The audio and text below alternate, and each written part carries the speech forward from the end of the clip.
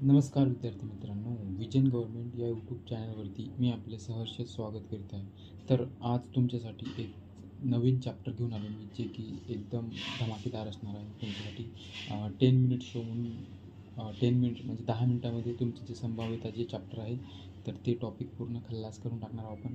याची जी basic concept वगैरे आहे तर त्या कन्सेप्ट वगैरे धरून या टॉपिकवरती जेवढे काही ट्रिक वगैरे किंवा उदाहरण जेवढे काही असतील तर ते याच्यामध्ये आपण पाहणार आहोत.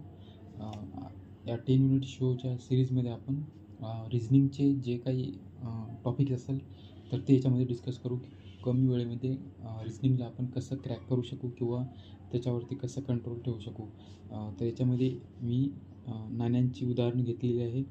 त्यानंतर इस्पिक म्हणजे जे कार्ड्स वगैरे पत्ते आहेत त्यांची आणि डाईस त्याच्यावरती प्रश्न प्रत्येक याच्यामध्ये असतात. प्रत्येक जो पेपर होतो त्याच्यामध्ये या टॉपिकवरती प्रश्न असतात. तर आणि सर्वात गोंधळाचा पार्ट जो आहे तर तो संभाव्यता मुलांना वाटतो, कारण की याच्यामध्ये नेमकं काय घडतं आहे बाबा त्यांना असं कळतच नाही की कुठून सुरू करायचं आणि कुठून काय म्हणजे कुठून सॉल्व करायचं हे काही यांना समजतच नाही. त्याच्यामुळं हा टॉपिक जो आहे मोस्ट कन्फ्युजिंग जो आहे टॉपिक तर तो विद्यार्थ्यांमध्ये मोस्ट कन्फ्युजिंग जो टॉपिक आहे तर तो त्याच्यापैकी एक संभाव्यता हा प्रश्न आहे. तर त्यांना कळतच नाही की याच्यामध्ये नेमकं सॉल्व कसं करायचं किंवा 2-3 प्रकारची जी उदाहरणं वगैरे असतात तर ते एका ठिकाणी मर्ज आल्यासारखं वाटते, म्हणून ही कन्सेप्ट इथे लावावं की तिथे लावावं. तर त्याचं पूर्ण जे आहे तर ते आपण पूर्ण टॉपिक आहे तर ते खल्लास करणार आहोत. तर प्रोबॅबिलिटी. तर तुम्ही जर का आपल्या चॅनलवरती नवीन असाल तर चॅनलला सबस्क्राईब करा. विजन गव्हर्नमेंटला म्हणजे जे काही नवीन नवीन व्हिडिओ येईल तर ते तुमच्यासाठी भेटून जाईल. त्यानंतर उद्या आपण तर्कसंगतवरती एक असंच सेशन घेणार आहोत. 10 मिनिट शोमध्ये तुमचं ते कन्सेप्ट आहे ते पूर्ण क्लिअर करून टाकू आपण. जे काही तर्कसंगत किंवा अनुमान वगैरे जे निष्कर्ष विधान राहतात तर त्याच्यावरती जे आहे तर ते आपण उद्या त्याचा पूर्ण खल्लास करून टाकू. तर तुम्ही जर का असेच व्हिडिओ पाहण्यासाठी आपल्या चॅनलला सबस्क्राईब करा. तर सगळ्यात पहिले आपण समजून घेऊ की नेमकं संभाव्यता म्हणजे काय असते. थोडंसं एक्सप्लेनेशन देतो. त्याच्यानंतरचे जे क्वेश्चन आहेत तर तुमचे अगोदर एकदा तुम्ही जर कन्सेप्ट समजली तुम्हाला तर ते क्वेश्चन जे आहेत तर ते आरामात सॉल्व होऊन जाईल तुमचे.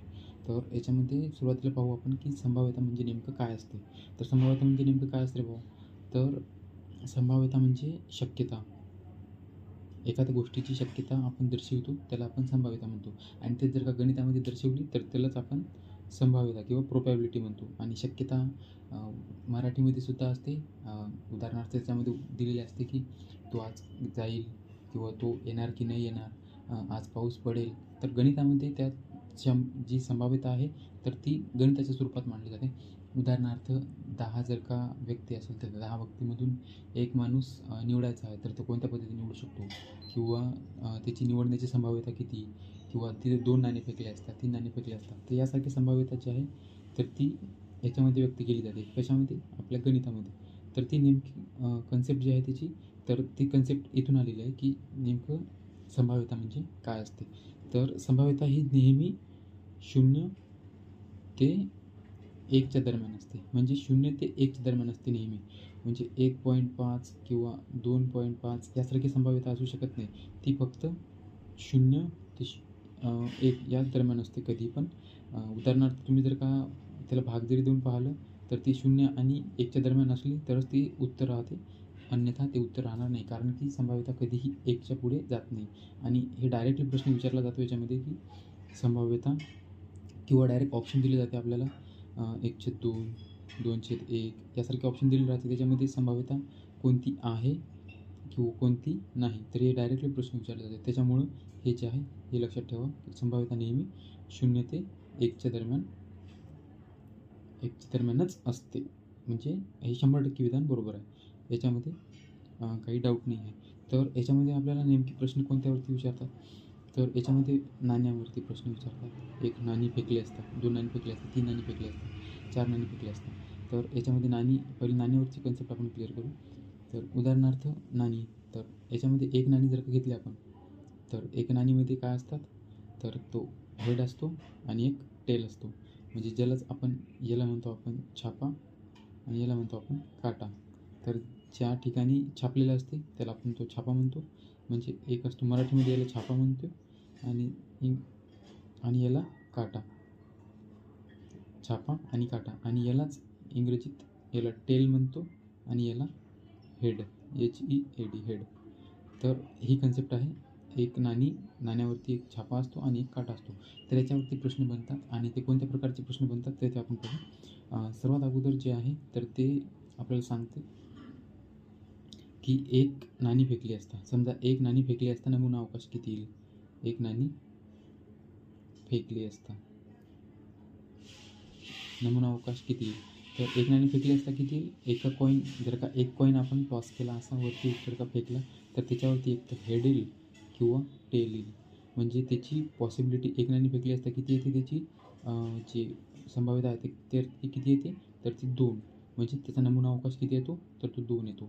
आणि त्यापैकी जर का विचारलं एक हेड किंवा टेल, म्हणजे त्यापैकी त्यांनी जर का सांगितलं एक छापा येण्याची संभाव्यता किती, एक नाणी फेकली असता एक छापा येण्याची संभाव्यता किती तर एक छापा येण्याची संभाव्यता 1, म्हणजे 1/2 कितीपैकी 2पैकी 1, म्हणजे 1/2. आणि तुम्हाला सांगितलं मी की कधीही संभाव्यता असते ते 0 ते 1च्या दरम्यान असते. त्याला भाग दिला का तर 0.5 येते, म्हणजे जे की प्रश्नाचं उत्तर जे आहे ते बरोबर आहे, ते आपल्या इथे बरोबर आहे. तर त्यानंतर 2 नाणी फेकली असता जर का नमुना अवकाश, किंवा डायरेक्टली आपल्याला विचारलं जाते एक नाणी फेकली असता नमुना अवकाश किती, 2 नाणी फेकली असता नमुना अवकाश किती. तर एक नाणी फेकली असता नमुना अवकाश किती 2. त्यानंतर 2 नाणी फेकली असता नमुना अवकाश किती तर या 2चा वर्ग करायचा तर तो किती येतो 4. त्यानंतर 3 नाणी फेकली असता नमुना अवकाश किती तर या 2चा घन करायचा तर तो किती येतो 8. म्हणजे 3 नाणी फेकली असता नमुना अवकाश किती येतो तर तो 8. पोलीस भरतीला तर डायरेक्टली प्रश्न विचारले जाते की 3 नाणी फेकली असता नमुना अवकाश किती तर 8. 2 नाणी फेकली असता किती येतो तर तो 4. तर यासारखे नाणीवरती जे आहे ते प्रश्न येतात. त्यानंतर एवढं त्याच्यामध्ये दुसरी जेव्हा गणित सोडवलं आपण त्यानंतर आणखी याच्यामध्ये आपण ॲड करू. तर त्यानंतर जे असतात ते आपण डाईसबद्दल पाहू. उदाहरणार्थ याला फासा म्हणतात मराठीमध्ये, फासा म्हणतात त्याला. तर इथे सुद्धा फास्यावरती प्रश्न येतात की एक फास्यावरती किती अंक असतात तर 1 2 3 4 5 आणि 6. म्हणजे याचा नमुना अवकाश किती झाला तर याच्यामध्ये किती असतात त्याच्यावरती अंक 6, म्हणून याचा नमुना अवकाश किती 6. हे केव्हा एक फासा फेकला असता. आणि जर का 2 फासे फेकले असता, 2 फासे फेकले तर त्याच्यावरती नमुना अवकाश किती येईल तर याच्यावरती 6 आले तर त्या 6चा डायरेक्ट वर्ग करायचा. तर 6चा वर्ग केला किती येतो तो 36. म्हणजे 2 फासे फेकले असता नमुना अवकाश किती तर तो 36. आणि जर का असेच आपण 3 फासे फेकले, 3 फासे फेकले तर त्याचा नमुना अवकाश किती 6चा घन, जे की 216 होतो. डायरेक्टली प्रश्नामध्ये आपल्याला विचारलं जाते फक्त 2 फास्यावरती प्रश्न विचारला जातो, परंतु 3 फासे फेकले असता नमुना अवकाश किती, जर का असा प्रश्न आला एखादा तर तो लक्षात राहायला पाहिजे की कोणत्या पद्धतीने सॉल्व करायचा. तर त्याचा घन करून टाकायचा, त्यानंतर जे येईल ते आपलं उत्तर राहते. आत्तापर्यंत जे काही प्रश्न विचारलेले आहे तर ते या कन्सेप्टवरती आणि या कन्सेप्टवरती विचारलेलं आहे. याच्यावरती आत्तापर्यंत कन्सेप्टवरती जे आहे ते गणित वगैरे विचारलेलं नाही. तर फक्त असा विचारू शकते कारण की याच्यामध्ये खूप कॉम्प्लिकेटेड उदाहरण बनू शकतात. त्याच्यामुळे 216 पॉसिबिलिटी काढा आणि त्याच्यानंतर सॉल्व करा, म्हणजे विद्यार्थ्याला पूर्ण 1 घंटा जरी दिला तरी ते सॉल्व नाही होणार. त्याच्यामुळं हे जे आहे याच्यावरती नाही विचारले जात प्रश्न. फक्त एवढे विचारू शकते की 3 फासे फेकले असते त्याचा नमुना अवकाश किती. तर यासारखा जर का प्रश्न आला तर तुम्हाला सॉल्व करता आला पाहिजे 216. त्यानंतर जे प्रश्न बनतात ते आपण नेक्स्ट पाहू. तर हे तुम्हाला अगोदर मी त्याच्याबद्दल बेसिक नॉलेज देतो सांगून, त्यानंतर जे आपल्याला प्रश्न सोडवताना कामी येतील. त्यानंतर कार्ड्सवरती. तर कार्ड्स किती प्रकारचे असतात तर कार्ड्स 4 प्रकारचे असतात. याला म्हणतो आपण बदाम, याला म्हणतो आपण चौकट, याला आय थिंक इस्पिक म्हणतात आणि याला किलवर म्हणतात. याच्याबद्दल मला माहिती नाही, या दोघांमध्ये कन्फ्युजन होऊ शकते, परंतु ते बदाम आणि हे चौकट आहे 100% माहिती आहे. पण याला नाव काय आहे ते माहिती नाही मला. पण इथे सांगून देतो मी तुम्हाला की एका कॅटमध्ये टोटल 52 प्रकारचे पत्ते असतात. त्याचं डिस्ट्रीब्युशन कसं असते ते पाहू. तर एका संचामध्ये 52 पत्ते असतात. तर त्या 52 पत्त्यापैकी जे आहे तर त्याचं 4 विभागामध्ये डिवाईड केलं जाते त्याला. तर याला 13 याला 13, याला 13 आणि याला 13. तर हे 13 जे आहे तर हे बदाम. त्यानंतर हे चौकट, याला इस्पिक म्हणतात किंवा इस्पिकचे 13 असतात आणि याच्यामध्ये असतात किलवर. आपल्या लोकल लँग्वेजमध्ये याला काय वेगवेगळेच नाव आहे त्याचे, तर त्याच्यावरती काय आपल्याला काही घेणं नाही आहे. फक्त एवढं लक्षात ठेवा की यांचं हे नाव आहे. आणि याच्यामध्ये 1 ते 10 असतात पत्ते आणि त्यानंतर हे असतो जे, आणि त्याच्यानंतर ही क्वीन आणि एक असतो बादशाह. तर 1 ते 3 आणि 1 ते 10 आणि हे 3, तर टोटल किती झाले 13. तर प्रत्येकामध्ये या प्रकारचेच 13 पत्ते असते आणि याच्यावरतीच आपल्याला प्रश्न विचारला जातो. फक्त तुम्ही एवढं लक्षात ठेवायचं इथे की याच्यामध्ये 13 जे आहे तर ते बदामचे, 13 जे आहे ते चौकटचे, 13 इस्पिक आणि 13 किलवर. प्रत्येकामध्ये याच्यामध्ये एक्का असतो, याच्यामध्ये एक्का असतो, याच्यामध्ये, आणि प्रत्येक प्रकारचे पत्ते असतात त्याच्यामध्ये हे असतात. आणि त्यानंतर 2 ते 10 आणि त्यानंतर जे असते त्याला गुलाम म्हणतो, त्यानंतर ही राणी आणि एक बादशाह. तर हे झाले टोटल 13. तर प्रश्न आपल्याला याच्यावरती विचारतो की 52 पत्त्याच्या संचमधून चौकटचा जे एक पत्ता काढला असता, चौकटपैकी एक पत्ता काढला असता तो राजा असण्याची संभाव्यता किती. तर यासारखे याच्यावरती प्रश्न विचारतात. तुम्हाला हे जे आहे हे जर का लक्षात राहिलं तर पुढचे कोणतेही जे प्रश्न आहे तर ते तुम्हाला आरामात सॉल्व्ह होऊन जाईल. एवढं काही हार्ड नाही आहे, फक्त विद्यार्थ्यांना समजत नाही त्याच्यामुळं त्यांना हे थोडंसं टॉपिक जे आहे तर तो कठीण वाटतो. तर चला आपण सुरुवात करू या प्रश्नांना. तर याच्यामध्ये 3 नाणी उंच फेकल्यानंतर जमिनीवर पडल्यास त्यामध्ये कमीत कमी 1 छापा येईलच याची संभाव्यता किती. तर 3 नाणी फेकली असता, तर याच्यामध्ये काय म्हटलेलं आहे तर 3 नाणी फेकली असता. 3 नाणी फेकली असता नमुना अवकाश किती येईल याचा सुरुवातीला.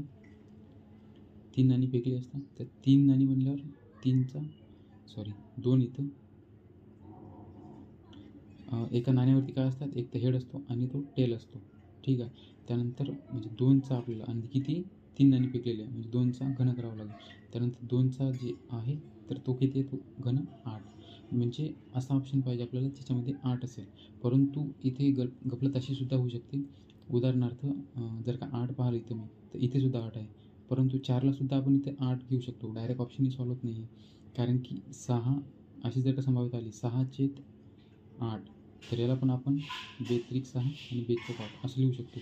त्याच्यामुळं ऑप्शनवरती याचे लक्ष नाही राहिले पाहिजे, फक्त सोडण्यावरती. कन्सेप्ट क्लिअर असेल तर डायरेक्ट तुम्हाला हे गणित आहे ते सॉल्व्ह होऊन जाईल. तर 8 राहतात.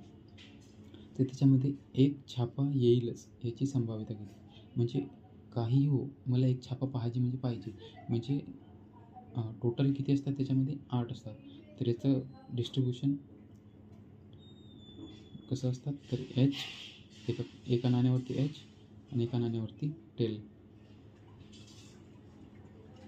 त्यानंतर याच्यावरती पुन्हा H आणि टेल. हा जर का फासा फेकला त्याच्यावरती H किंवा टेल येईल आणि तसं 3 वेळेस करायचं आपल्याला. म्हणजे असं येऊ शकते H किंवा इथं टेल किंवा याचा H आणि याचा टेल.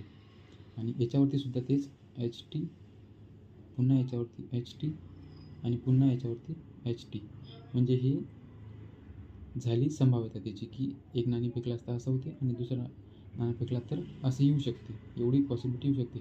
तर आता ही टोटल किती असतात तर ते 8 असतात. तर ते आता कसे असतात पाहू तुम्हाला सांगतो मी. H म्हणजे 3 वेळेस H. त्यानंतर किंवा तुम्ही एवढं जर का सॉल्व नाही केलं तरी चालते. डायरेक्ट जर का सॉल्व करतो म्हटलं तरी तुम्हाला आन्सर भेटून जाते. तर याच्यामध्ये 1 छापा येईलच, 1 छापा पाहिजेच मला. तर 1, 2, 3 याच्यामध्ये किती छापे झाले 3. त्याच्यानंतर 1, 2, 3 आणि 4 म्हणजे 4 आणि 3 7. तर कितीपैकी टोटल किती आहे 8. म्हणजे 7/8 या प्रश्नाचं उत्तर आहे.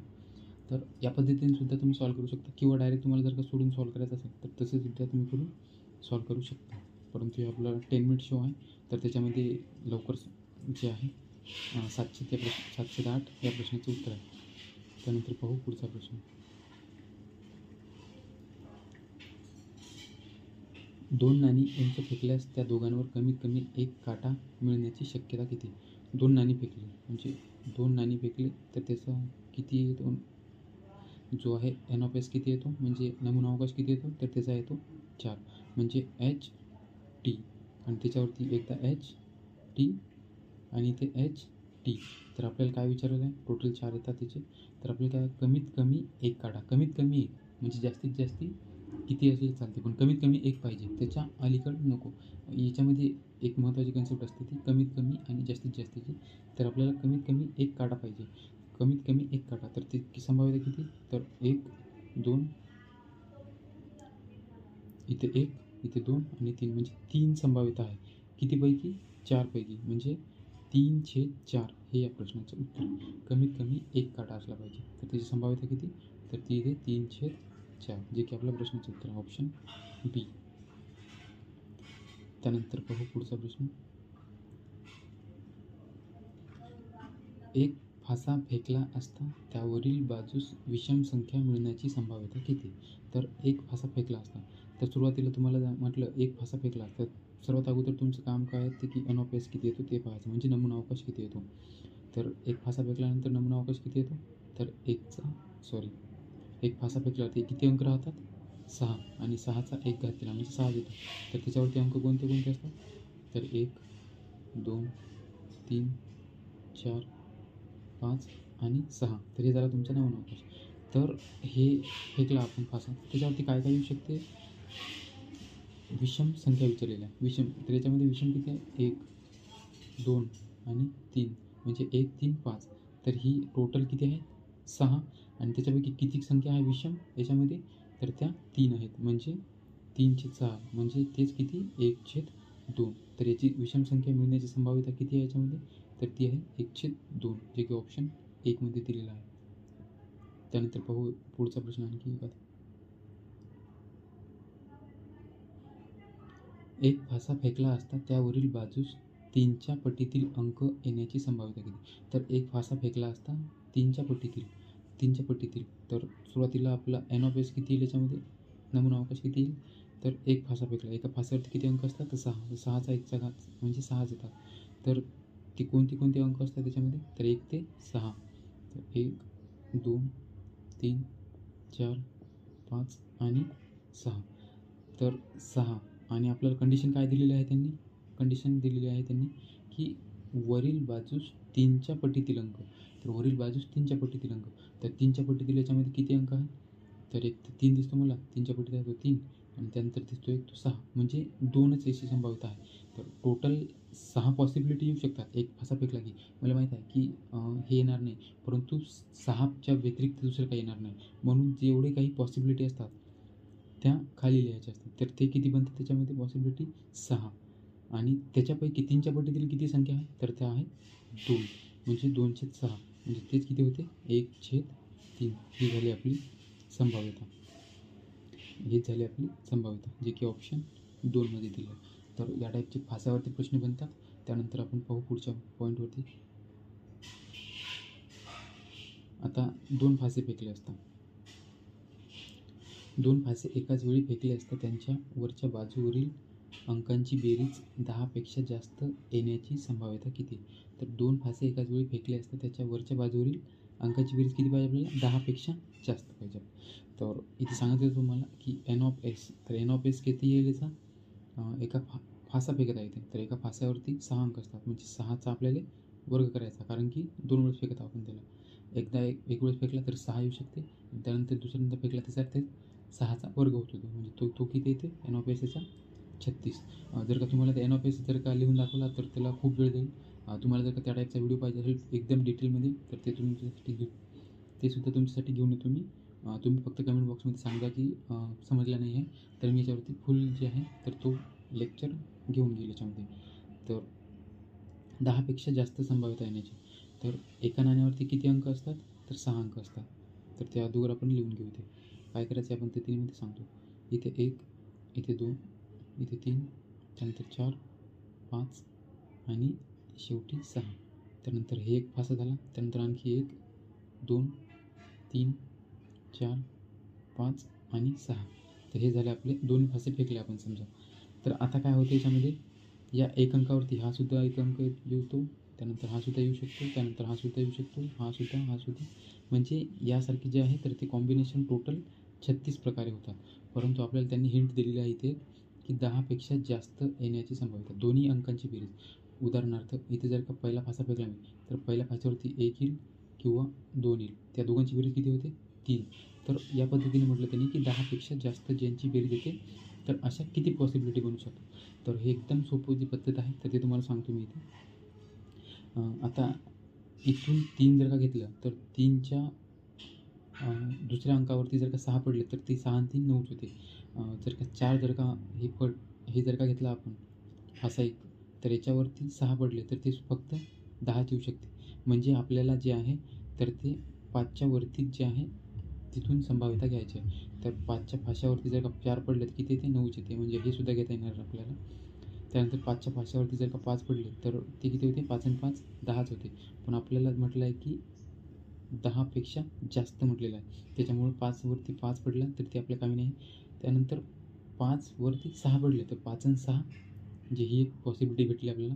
5 आणि 1 6 ही एक कंस म्हणजे ही संभाव्यता भेटली 5 आणि 1 6. त्यानंतर दुसरा एक अंक घेतला आपण, दुसरा फासा घेतला 6चा. 6ला जर का एका फास्यावरती 6 पडलेले आहे आणि दुसरा जर का फासा आपण वरती फेकला तर त्याच्यावरती 5 येऊ शकते आणि 6 येऊ शकते. म्हणजे 6 आणि 5 याची बेरीजसुद्धा 11 होते. 6 आणि 5 आणि 6 आणि 6ची बेरीजसुद्धा 10च्या जास्त होते. 10च्या पेक्षा जास्त होते. तर अशा किती पॉसिबिलिटी आहेत आपल्याकडे? तर अशा 1, 2 आणि 3. तर कितीपैकी? 36 पैकी. टोटल पॉसिबिलिटी आपल्याकडे 36. परंतु त्याच्यामध्ये जे आहे 10पेक्षा जास्त येण्याची संभाव्यता किती आहे? तर त्या किती आहेत? तर ते 3/36 म्हणजे 3 × 3 आणि 12×3 = 36 म्हणजे 1/12 हे या प्रश्नाचं उत्तर आहे, जे की ऑप्शन 2 मध्ये दिलेलं आहे. एकदम इझिएस्ट मेथड आहे ही. तुम्ही याला आपल्या घरी बसूनसुद्धा प्रॅक्टिस करू शकता याच्यामध्ये की आता इथे 10पेक्षा जास्त म्हटलेलं आहे तर तुम्ही काय करायचं तर 5पेक्षा जास्त घ्यायचं, ते सॉल्व्ह करून पाहायचं. त्यानंतर 12पेक्षा जास्त मॅक्झिमम दोन्ही अंकावरती 6 आणि 6 12 पडले तर त्याच्यावरती 12च्या नंतर जी पॉसिबिलिटी आहे तर ते बनूच शकत नाही याच्यामध्ये. म्हणजे जर का या प्रश्नामध्ये जर का असं म्हटलं असतं तर 10पेक्षा जास्त म्हटलं ना, तर इथे म्हटलं असतं त्यांनी 13पेक्षा जास्त येण्याची संभाव्यता सांगा. तर ती किती असती? डायरेक्ट 0. ऑप्शनमध्ये असतं 0, 1, 2, 3. तर याच्यामध्ये काय असतं? डायरेक्ट ऑप्शन असतं आपलं 0. कारण की मॅक्झिमम जे फासा आहे तर त्याच्यावरती 6 आणि 6 पडले. शेवटचा फासा जर आपण कॉईन टॉस केला तर त्याच्यामध्ये 6 आणि 6च येऊ शकते. म्हणजे जे की 6 आणि 6 किती होते? तर 12. तर 13 येऊ शकते का ते? नाही. त्याच्यामुळे ती जी संभाव्यता आहे तर ती होऊ शकत नाही. म्हणजे त्याचं उत्तर असतं 0. त्यानंतर पाहू आपण पुढचा प्रश्न. तर फास्यावरती तेवढे प्रश्न होते. तर तुम्हाला जर का आणखी फास्यावरती काही डाऊट असेल तर कमेंट बॉक्समध्ये सांगा तुम्ही. त्याच्यावरती आपण जे आहे तर नेक्स्ट लेक्चर घेऊन येऊ आणखी. पत्त्याच्या संचामधून एक पत्ता काढला असता तो पत्ता बदाम किंवा राजा असण्याची संभाव्यता होती. तर पत्त्याचा संच असतो तर तो कितीचा असतो? 52चा. आणि त्याचं डिस्ट्रीब्युशन तुम्हाला मगाशी सांगितलं होतं मी. किती असतात ते? 13, 13, 13 आणि 13 हे सर्वात अगोदर लिहून घ्यायचं. त्यामधून एक पत्ता काढला असता तो पत्ता बदाम किंवा राजा येण्याची संभाव्यता आहे. तर याच्यामध्ये 13 जे पत्ते आहेत तर ते बदामचे येतात. त्यानंतर इस्पिक, त्यानंतर चौकट आणि शेवटचा येतो किलवर. तर याच्यामध्ये काय म्हटलं? तो पत्ता बदाम किंवा राजा असण्याची. बदाम किंवा राजा असणे. तर बदामचे जे पत्ते आहेत टोटल आपला NOPS किती होईल मग? 52. कारण की आपण 52 पत्त्यामधून एक काढणार आहोत आणि त्याच्यामधून काहीही येऊ शकते. तर त्याच्यामुळं आपले जे छेदस्थानी येईल तर ते किती येईल? 52. आता त्याच्यानंतर जी घटना आहे तर ती पाहू आपण कोणती होऊ शकते. तो पत्ता बदाम असण्याची. तर बदामचे पत्ते निघण्याची संभाव्यता किती? 13 अधिक किंवा राजा असण्याची किंवाला आपण अधिक म्हणतो. किंवा जर का कुठे आलं तर ते अधिक करायचं आणि जर का आलं तर गुणिले करायचं. तर हे लक्षात ठेवा इथे. तर इथे म्हटलं आहे किंवा, तर मी ते प्लस करतो. राजा असण्याची संभाव्यता किती? तर राजा असण्याची. तर राजा प्रत्येक याच्यामध्ये असतो. याच्यामध्ये असतो, याच्यामध्ये असतो, याच्यामध्ये असतो आणि याच्यामध्ये असतो. परंतु या 13पैकी जो आहे तर तो एक राजा इथे आलेला आहे. तर उरले किती? 1 2 3 म्हणजे हे 3 इथे. म्हणजे 13 आणि 3 16/52. तर याला आपण भाग देऊ. बे 8 16 आणि बे 26. ठीक आहे. त्यानंतर किंवा 4ने भाग देऊ, तर डायरेक्ट आपल्याकडे जागा कमी आहे. 4 चोक 16 आणि 4 13 चोक 52 म्हणजे 4/13 या प्रश्नाचं उत्तर आहे, जे की ऑप्शन डीमध्ये दिलेलं आहे. या पद्धतीचा प्रश्न होता. तर यावरती याच्या व्यतिरिक्त कोणत्याच पद्धतीचा प्रश्न बनत नाही. ही कन्सेप्ट जर का तुम्हाला लक्षात असली तर तुमचं उत्तर जे आहे ते डायरेक्ट निघून जाईल. त्यानंतर आणखी एक पाहू. 52 पत्त्यामधून एक पत्ता काढला तर तो पत्ता चौकट, बदाम, एक्का किंवा किलवर राजा येण्याची, म्हणजे बदामचा एक्का किंवा किलवरचा राजा येण्याची संभाव्यता किती? तर याच्यामध्ये सेम तसंच 52 पत्ते आणि आपल्याला काय विचारलं? चौकट, बदाम किंवा किलवर. चौकट, बदाम किंवा किलवर. इथे आपण 3च लिहू, कारण की इथे विचारलं चौकट, त्यानंतर बदाम आणि त्यानंतर किलवर.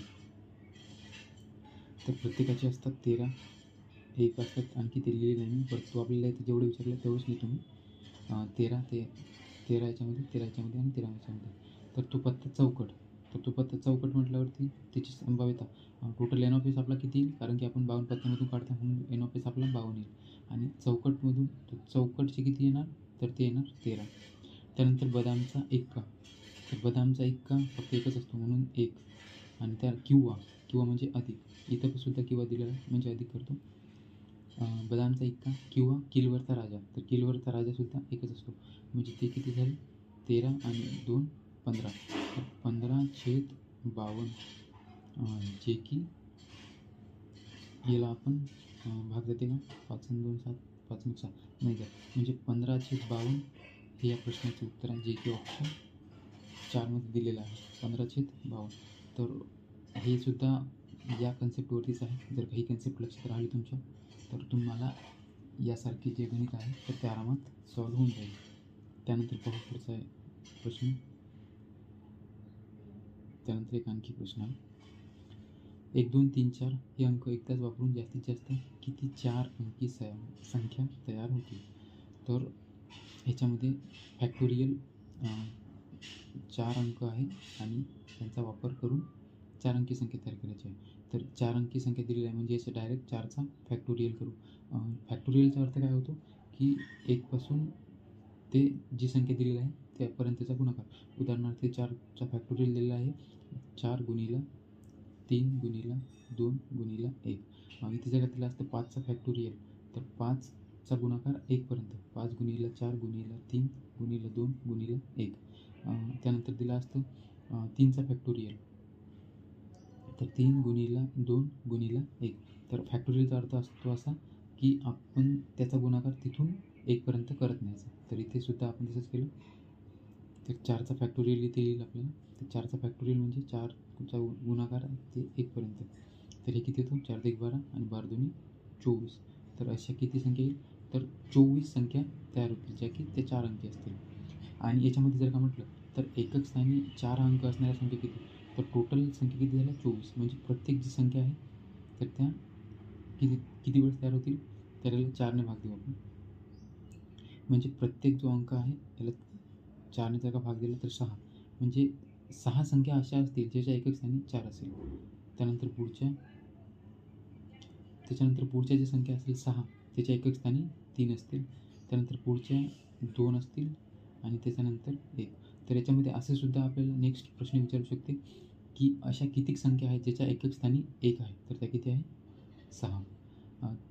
2 आहे तर असं जर का विचारलं तर त्या किती आहेत? प्रत्येकी 6 6 याच्यामध्ये संख्या आहेत. तर या टाईपचा हा प्रश्न होता. त्यानंतर पाहू याच्यामधला शेवटचा प्रश्न क्रमांक 9. एका पिशवीत 8 लाल, 5 निळे आणि 6 हिरवे चेंडू आहेत. या पिशवीत हात घालून 3 चेंडू काढले असता 3ही चेंडू निळ्या रंगाची असण्याची संभाव्यता किती? तर याच्यामध्ये या टाईपचे सुद्धा प्रश्न विचारले जातात याच्यामध्ये. तर याच्यामध्ये एन ऑफ एस किती येतो? तर एन ऑफ एस म्हणजे नमुनावकाश किती येतो? तर टोटल चेंडू किती आहे? 8 आणि 5 13, 13 आणि 6 19. तर 19 आहे. परंतु इथे 19मधून किती 3 चेंडू काढायचे. 3 चेंडू 19मधून 3 चेंडू काढायचे. तर ते किती येते 19चा गुणाकार. याला कसं सॉल्व करायचं 19C3ला. तर 19चा जो आहे तो गुणाकार खाली किती दिलेला आहे 3, म्हणजे 3 वेळेस गुणाकार करायचा. 19 कमी होत जायचं त्याच्यामधून 1 17 आणि त्याच्या आधी 18. तर आणि याच्या 3 आहे तर 3चा गुणाकार 1 पर्यंत.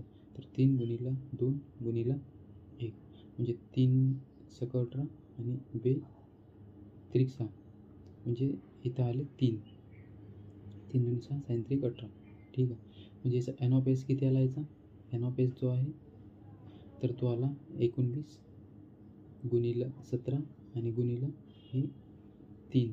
तर याला सॉल्व नाही करायचं, असंच ठेवून द्यायचं, कारण की सॉल्व करून आपल्या इथं फक्त टाईम वेस्ट होणार आहे. आणखी याला असंच ठेवलं तर पुढे सुद्धा आपल्याला हे कट म्हणजे जे काही भाग येईल छेदस्थानी येईल त्याला काटायसाठी आपल्याला हे कामी पडते. त्याच्यामुळं इथे याला असंच ठेवून देऊ आपण, याला सॉल्व नाही करू. त्यानंतर पुढची कंडिशन दिलेली आहे तिन्ही चेंडू निळे असण्याची. तर तिन्ही चेंडू निळे असण्याची. तर निळे चेंडू किती आहे 5. तर किती 5 पैकी किती काढायचे आहे तर 3. तर तिन्ही चेंडू निळे असण्याचे. 5 पैकी 3 चेंडू असेल तेव्हा कुठे निळे असतील, निळे राहील ते. तर 5ला सुद्धा गुणाकार तसा 5 गुणिले 4 गुणिले 3 आणि छेदस्थानी 3 गुणिले 2 गुणिले 1. तर 2 दुनी 4 आणि असे 3चे 3 कटला 5 आणि 2 10. म्हणजे हे घटना जे आहे एन ऑफ ए जो आहे तर तो किती आला 10. तो किती आला 10 आणि किती पैकी तर 19 गुणिले 17 गुणिले 3. तर आता जे याचा गुणाकार येईल तर ते आपलं फायनल उत्तर असणार आहे. तर आपण काय करू युनिट डिजिट मेथड लावून पाहू इथे. 7 त्रिक 21 1 आणि 1चा गुणाकार जर 9 सोबत केला तर 9 1 9 म्हणजे जे की तिन्ही ऑप्शनमध्ये आहे ते. त्याच्यामुळं इथे डायरेक्ट आपल्याला गुणाकारच करावा लागेल. परंतु इथे अंश स्थानीचे आहे तर ते 10 आलेलं आहे आणि 10चा किंवा इथे काय ऑप्शन जे आहे 2 या प्रश्नाचं उत्तर आहे. परंतु इथे 5/969 सुद्धा दिलेला आहे. परंतु अशी इथे संख्या नाही आहे की जी संख्या हिला काटेल आणि हिला काटेल. जे 5 किंवा 2च्या पटीत असेल किंवा 10च्या. तर इथे सुद्धा नाही अशी संख्या आणि इथे सुद्धा नाही आहे संख्या इथे असेल. म्हणजे जे 10 आहे तर ते वरी जसंच तसे राहणार. फक्त छेदाचा गुणाकार जो आहे तर तोच इथे होईल. म्हणजे अंशस्थानी आपल्याला 10 पाहिजे. तर त्या प्रकारचा जो आहे तर तो एकच ऑप्शन आहे. तर जो ऑप्शन आहे ऑप्शन बी म्हणजे 10/969. मला माहीत नाही याचा गुणाकार किती येते, परंतु याचा एकच ऑप्शन आहे याच्यामध्ये जे की 10/969 आहे आणि ते याचा गुणाकार येते. तर या पद्धतीने आपण संभाव्यता जी आहे तर ती पाहिलेली आहे. जर का तुम्हाला आणखी काही त्याच्यामध्ये काही डाऊट असेल 10 मिनिटचा शो होता त्याच्यामध्ये अर्धा तास जवळपास 30 मिनिटं तुम्हाला सांगितलं आहे मी. 10 मिनिटात फक्त एक्सप्लेनेशन दिलं तुम्हाला आणि बाकीचे जे ऑप्शन आहे समजून सांगण्याला वेळ लागते. त्याच्यामुळं तुम्ही जे आहे तर ते व्हिडिओ चांगल्या पद्धतीने पहा. जर का आपल्या चॅनलवरती तुम्ही नवीन असाल तर आपल्या चॅनलला लाईक करा, सबस्क्राईब करा आणि उद्याच्या सिरीजमध्ये आपण जो आहे तर तो तर्कसंगतवरती जे आहे तर त्याच्यावरती एक्सप्लेनेशन पाहणार आहोत. त्याचासुद्धा आपण 10 मिनिट शोमध्ये त्याला ॲड करू, जेणेकरून तुमचं जे रिजनिंग अंकगणितसोबत रिजनिंगचे सुद्धा टॉपिक जे आहे तर ते क्लिअर होऊन जाईल. तर तोपर्यंत चांगला अभ्यास करा. भेटू आपण पुढच्या लेक्चरमध्ये. तोपर्यंत धन्यवाद.